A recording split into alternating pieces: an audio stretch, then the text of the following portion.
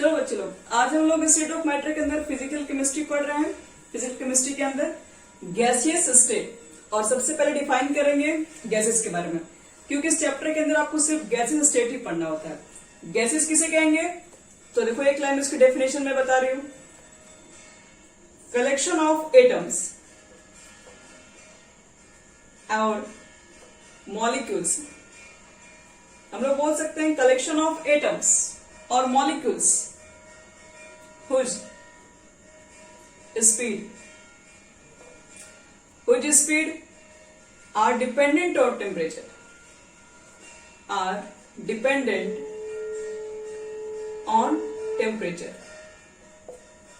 बस। यानी गैसेस किसे कहेंगे हम लोग? गैसेस होता क्या है? तो एटम या मॉलिक्यूल्स का कलेक्शन होता है जिसकी स्पीड किसके ऊपर डिपेंड कर रही होती है? टेम्परेचर के ऊपर डिपेंड कर रही होती है। आप टेम्परेचर बढ़ाओगे तो गैसेस मॉलिक्यूल्स की स्पीड बढ़ रही होगी, ये तो हम लोग जानते ही हैं। तो और भी आप लोग गैसेस की प्रॉपर्टीज जानते हैं, तो उसको बोल सकते हो गैसेस की और कौन कौन सी प्रॉपर्टीज होती है। तो तुम लोग बोल सकते हैं कि it does not have fix shape, size and volume. इसकी शेप, साइज, वॉल्यूम जो होती है वो फिक्स नहीं होती है, तो लिख दे रहे not fixed shape, whose speed are dependent on temperature, not fixed shape, size and volume। अब एक चीज बताओ, तो क्या गैसेस पार्टिकल्स इजिली मूव कर सकती है?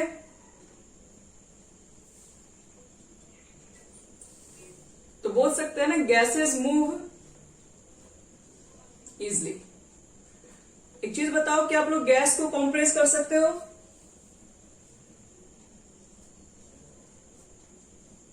गैस के ऊपर ज्यादा प्रेशर अप्लाई कर सकते हैं हम लोग हैं? मान लो कि एक बैलून के अंदर मैंने गैस भर दिया, क्या उसको आप कंप्रेस कर सकते हैं? बिल्कुल कर सकते हैं। उसे अगर मान लो प्रेशर लगाएंगे तो उसके अंदर कंप्रेशन दिखाई देगा। अगर मान लो कि इस बैलून के अंदर मैंने अगर सैंड पार्टिकल्स भर दिया, तो क्या सैंड पार्टिकल्स को आप कंप्रेशन कीजिएगा तो कुछ भी कंप्रेशन वहां दिखेगा? वो तो कुछ भी नहीं दिखेगा। आप मोड़िएगा तो भी कुछ नहीं होगा उसके अंदर। तो गैसेस जो होती है, याद रखना, कैन इजिली कंप्रेस्ड। गैस को हम लोग इजिली से कंप्रेस कर सकते हैं। तो यही सब चीजें आपके पास आसानी से मूव करती है। शेप, साइज, वॉल्यूम फिक्स नहीं होती है। उसकी जो आपके पास स्पीड होती है गैसेस की, वो टेम्परेचर के ऊपर डिपेंड कर रही होती है। चलो कुछ प्रॉपर्टीज ऑफ गैसेस के बारे में बात करेंगे। यहां तक हो गया बच्चे लोग? ये सब चीजें तो आप ओके ठीक है। अब लिखो तो heading properties of gases. Gases की कुछ प्रॉपर्टीज होती हैं।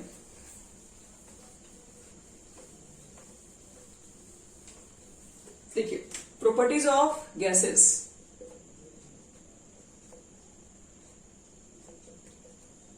तो हम लोग पढ़ते हैं कि गैसियस मॉलिक्यूल्स के पास कुछ प्रेशर होती है। तो फर्स्ट में लिखो pressure of gas. Pressure of gas, pressure of A gas का। अगर हम गैसियस मॉलिक्यूल्स बोलते हैं तो बोलते हैं उसकी कुछ ना कुछ प्रेशर होती है। वो प्रेशर कैसे आती है? जैसे मान लो आपके पास एक कंटेनर है, क्लोज कंटेनर। इसके अंदर आपने क्या किया है कि गैसेस मॉलिक्यूल्स भरी हुई है। तो गैसेस मॉलिक्यूल्स की भी कुछ प्रेशर लगा रही होती है। कैसे मालूम चलेगा वो हमें? जैसे सपोज करो हम किसी एक गैस मॉलिक्यूल्स के ऊपर अगर बात करें, तो कोई एक गैस मॉलिक्यूल अगर हम एक पार्टिकुलर टाइम पे ले लेते हैं, तो ये गैस मॉलिक्यूल्स क्या होंगी? मान लो कि यहाँ पे जाके क्या कर रही होंगी? स्ट्राइक कर रही होंगी इसके ऊपर। अगर ये यहाँ पर स्ट्राइक करेंगे तो कुछ ना कुछ यहाँ पर अपना मोमेंटम लगाएंगे, क्योंकि ये कुछ मोमेंटम से दौड़ रही होंगी। और यहाँ पर जैसे टकराएंगी तो इस दीवार पर क्या करेंगे? उसके ऊपर उतना मोमेंटम अप्लाई करेंगे। तो मान लो ये मोमेंटम है, ये जो फोर्स है वो F अप्लाई किया गया। और जिस एरिया पर ये अप्लाई किया गया उस एरिया से अगर हम डिवाइड कर दें तो बताओ तो फोर्स बाय एरिया कितना होता है? तो फोर्स बाय एरिया को हम लोग प्रेशर बोलते हैं। 1 हाँ, तो force by area is called pressure. तो इसका मतलब ये होता है कि आपके पास गैसेस मॉलिक्यूल्स जो होती है वो प्रेशर लगाती है वॉल ऑफ द कंटेनर पे। कब लगा रही होती है? जब ये गैसेस मॉलिक्यूल्स वॉल पे टकराएंगी तो कुछ ना कुछ तो प्रेशर लगाती ही है वहां पे। तो यहां हम लोग लिखते हैं pressure of A gas is due to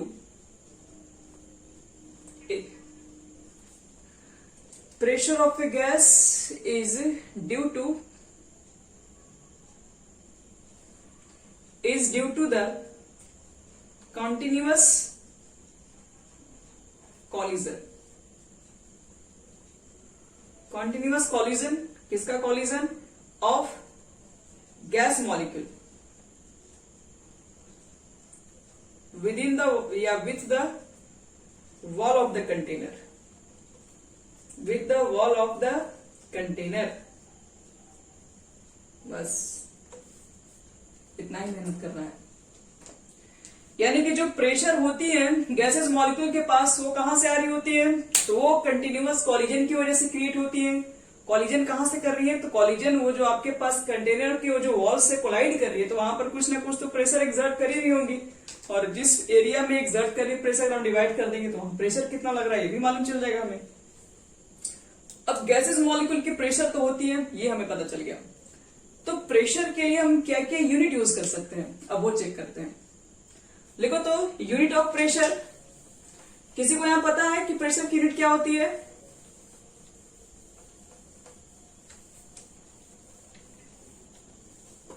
pascal. चलो बच्चे लोग, वेरी गुड, पास्कल यूनिट होती है इसकी। और भी आपको यूनिट आता है या नहीं, आओ चेक करते हैं। और आज आपको बहुत सारे यूनिट बता रहे हैं, यूनिट ऑफ प्रेशर। सबसे पहले बच्चे लोग बात करेंगे एसआई यूनिट की। तो एसआई यूनिट तो बच्चा बच्चा जान रहा है क्या होता है, न्यूटन पर मीटर स्क्वायर। ऐसा क्यों? क्योंकि प्रेशर इज इक्वल टू होता है फोर्स बटे में एरिया। तो फोर्स के क्या लिखते हो एसआई यूनिट? न्यूटन। एरिया का क्या लिखते हो? Metre square. तो न्यूटन पर मीटर, हाँ, तो न्यूटन पर मीटर स्क्वायर को ही प्रेशर कहा था उसका एसआई यूनिट। लेकिन सिंस ये डेवलप किए थे पास्कल, तो अपने साइंटिस्ट का नाम रख लिए कि इतना क्या बोलना जाए, मेरा नाम लीजिए बस सारा काम हो जाएगा। तो पास्कल बोल दीजिए, पास्कल बोल दिया आप, शॉर्ट में इसको लिख दो पीए, बस। तो एसआई यूनिट जो आपके पास जो प्रेशर होती है वो पास्कल होती है। तो क्या ये बस पास्कल ही होती है? नहीं, देखिए बहुत सारे यूनिट होते हैं प्रेशर के। जैसे देखो पहला यूनिट बता रहे हैं, फर्स्ट होता है एटीएम। एटीएम वो मशीन वाला एटीएम नहीं है, ये एटमॉस्फेरिक प्रेशर वाला एटीएम है।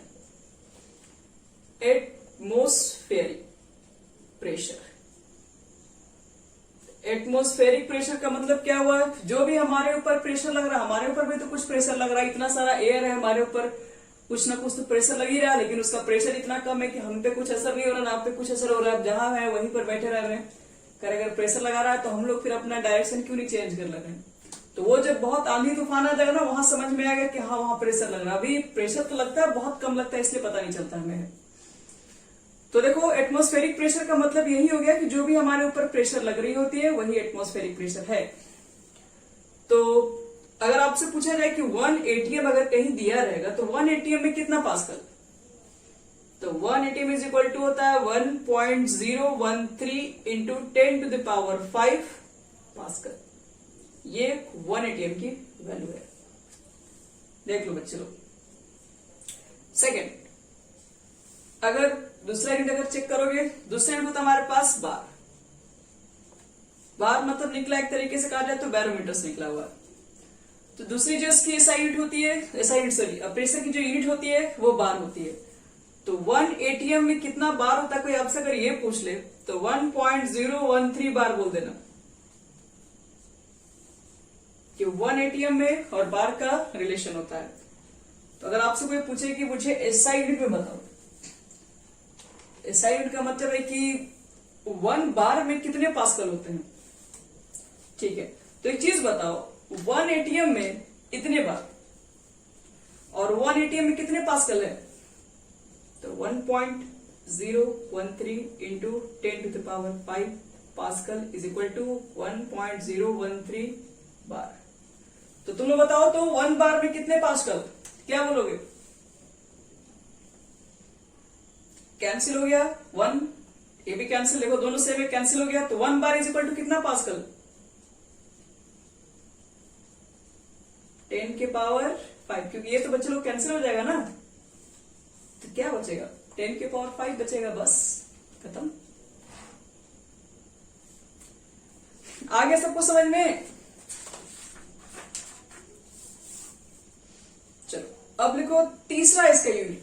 अभी तो 2 यूनिट देख रहे हो, 3rd यूनिट लिखे अभी। यहां पर ना इस चैप्टर में भी बहुत सारे न्यूमेरिकल्स मिलेंगे, तो आपको ना एसआई यूनिट बहुत पावरफुल होना चाहिए। अगर आपको एसआई यूनिट ठीक से नहीं आता है तो आप न्यूमेरिकल्स में एकदम 100% श्योर है गलत करेंगे। तो इसलिए आपको सारा कन्वर्जन हम यही बताएंगे सर।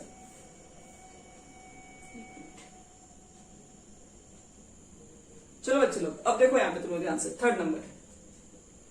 3rd जो हमारे पास है उसको कहते हैं mm ऑफ hg या फिर सेंटीमीटर ऑफ hg। नेक्स्ट जो हमारे पास यूनिट होती है, या तो उसको आप mm बोल दो, mm बोले तो मिलीमीटर बोल दो, या फिर सेंटीमीटर ऑफ hg बोल दो। अगर 1 atm लिखा है बच्चे लोग तो उसमें 760 mm hg होती है, ये भी एक यूनिट ही है सब। और 1 atm इज इक्वल टू क्या बोलोगे तो 76 ओनली सेंटीमीटर hg। तो 2 यूनिट तो आप यहां देख रहे हो, सबका रिलेशन देखो 1 atm से सबका रिलेशन दिया हुआ है। अब एक और यूनिट देखो, चौथा और लास्ट, डरने की जरूरत नहीं है, बस यहीं पर रुकने के हम लोग। टॉर, ये भी एक यूनिट है। तो 1 atm इज इक्वल टू कितना टॉर बोलेंगे तो 760 टॉर बोल दीजिए। तो प्रेशर की कुल कितनी यूनिट हम लोग देख रहे हैं?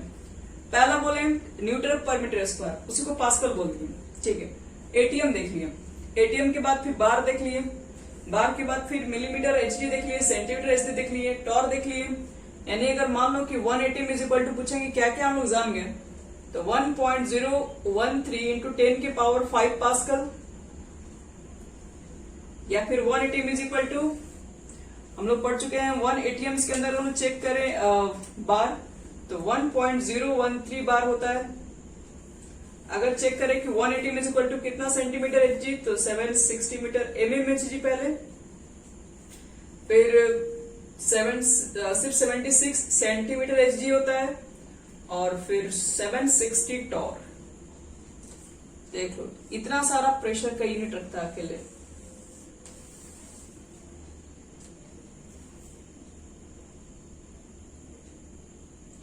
तो सब नोट कर लिए बच्चे लोग, तुम लोग सारे यूनिट को। चलो तो नेक्स्ट पहला तुम लोग पढ़ लिए कि प्रॉपर्टीज में गैसेस की प्रेशर होती है। दूसरी प्रॉपर्टीज, अगर गैसेस मॉलिक्यूल्स होंगी तो कुछ ना कुछ तो वॉल्यूम को वो ऑक्युपाई करेंगे। अब लिखो second properties volume.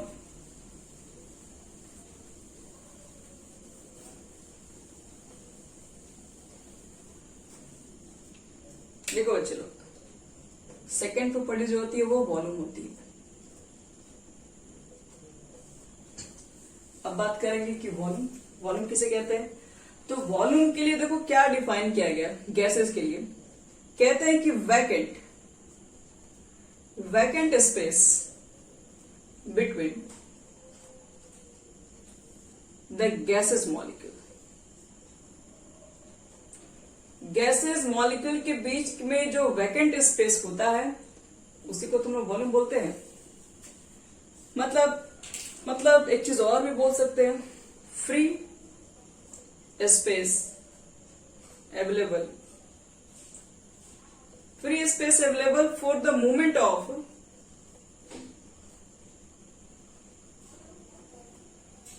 Gas molecules. एक गैस मॉलिक्यूल के लिए जो फ्री स्पेस दिख रहा है जहां वो मूव कर सकता है, जैसे मान लो यहां पर आपने किसी गैस मॉलिक्यूल को रखा है, अब ये गैस मॉलिक्यूल्स इस कंटेनर में, तो गैस मॉलिक्यूल्स कहां कहां मूव कर सकता है।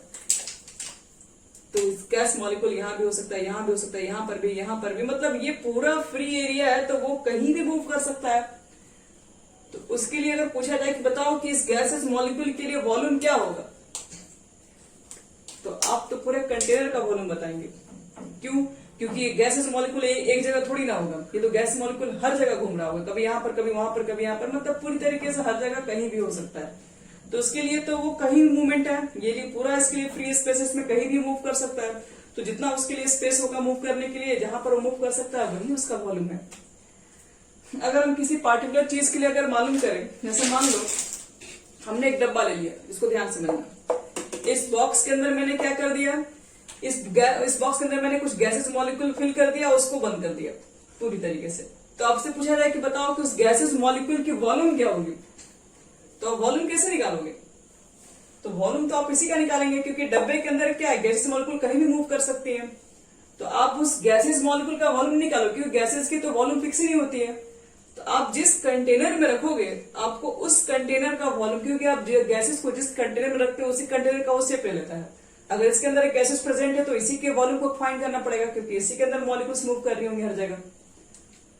तो ध्यान में रखना कि अगर गैसेस मॉलिक्यूल के लिए अगर कहा जाए कि वॉल्यूम के लिए हम क्या लिख सकते हैं, गैसेस मॉलिक्यूल के वॉल्यूम कैसे फाइंड करेंगे, तो डिपेंड करता है कि आपने उसको रखा कहां पे। अगर आपने सिलेंड्रिकल बर्तन में रखा होगा तो वॉल्यूम ऑफ सिलेंडर निकालोगे, कोनिकल बर्तन में रखा होगा तो वॉल्यूम ऑफ कोन निकालोगे। तो लिखो, a gas have no definite volume. It can occupies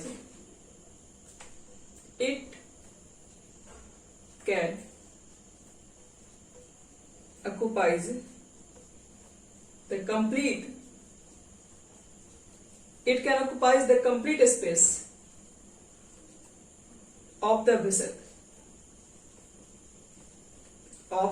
vessel in which it is filled.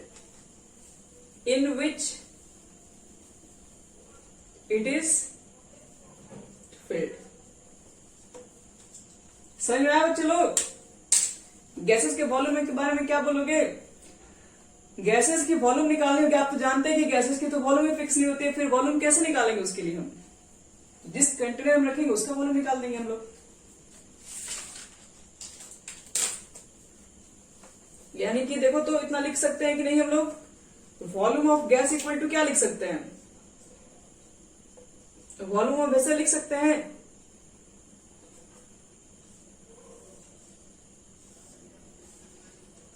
बोलिए।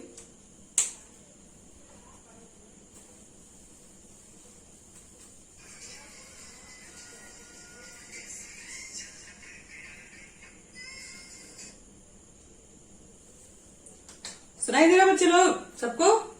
हेलो,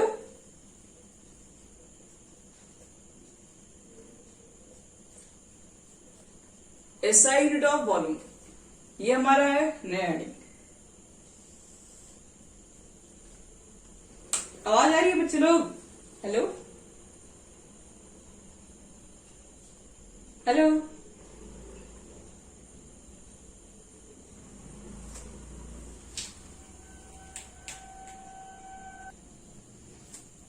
तो देखो, अगर हमको वॉल्यूम ऑफ जो गैसेस फाइंड करनी होती है तो हम लोग क्या करते हैं, वॉल्यूम ऑफ वेसल निकाल लेते हैं। Volume of vessel is equal to volume of gases होती है।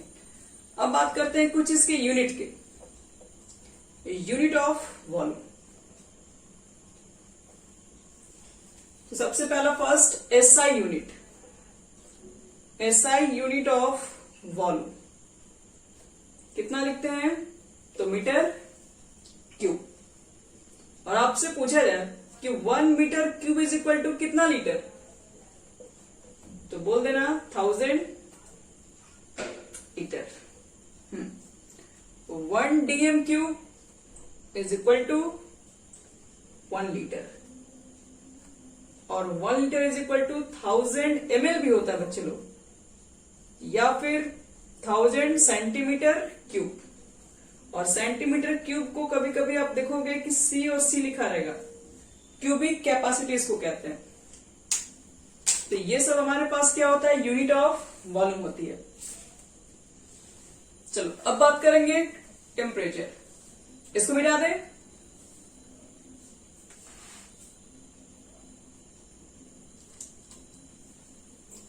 हो गया बच्चे लोग?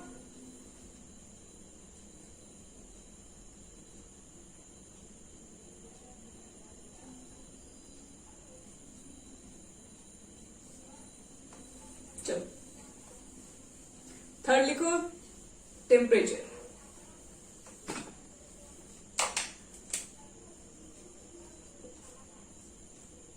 TEMPERATURE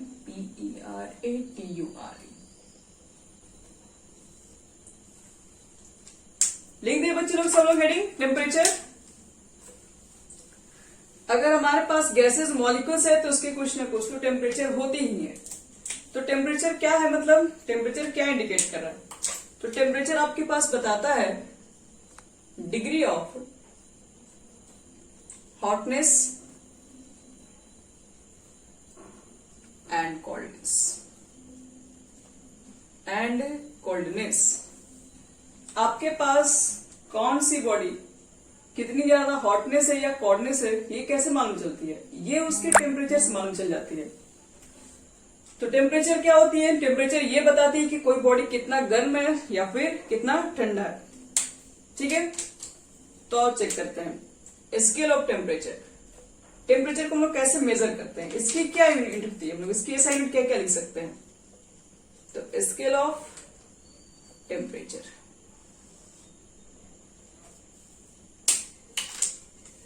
देखो, तो देखो टेम्परेचर को मेजर करने का कोई आपके पास इंस्ट्रूमेंट है, कोई यूनिट है, आप जानते हैं, सब लोग जानता होगा, केल्विन का नाम सुने होगे तुम लोग। Second degree Celsius, Fahrenheit,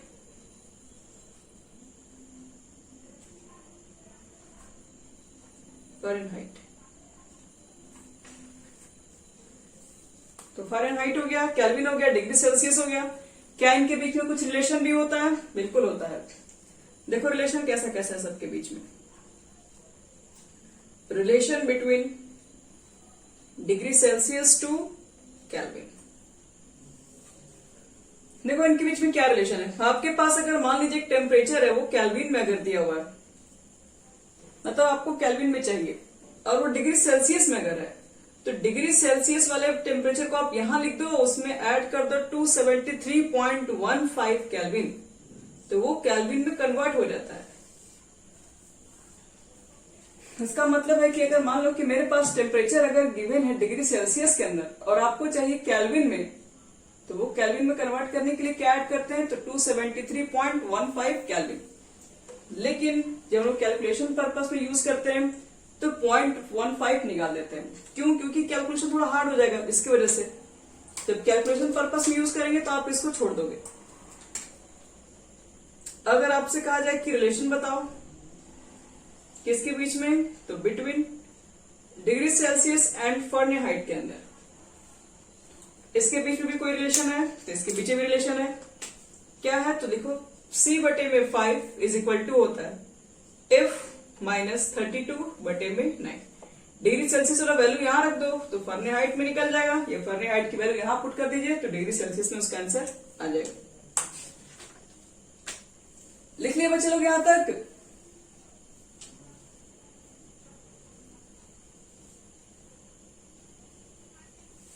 okay, तो फर्स्ट आपको बताएं कि गैसियस मॉलिक्यूल की जो प्रॉपर्टी होती है, कुछ उसकी प्रेशर होती है, कुछ वॉल्यूम होती है, कुछ टेम्परेचर होती है। अब चलो बात करते हैं फोर्थ प्रॉपर्टी क्या होती है।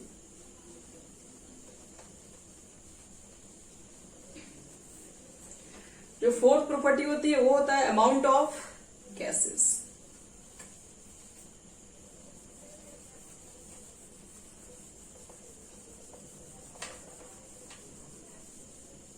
चलो देखते हैं। 4 नंबर हमारे पास है अमाउंट ऑफ गैस, जिसको हम लोग मोल्स कहते हैं।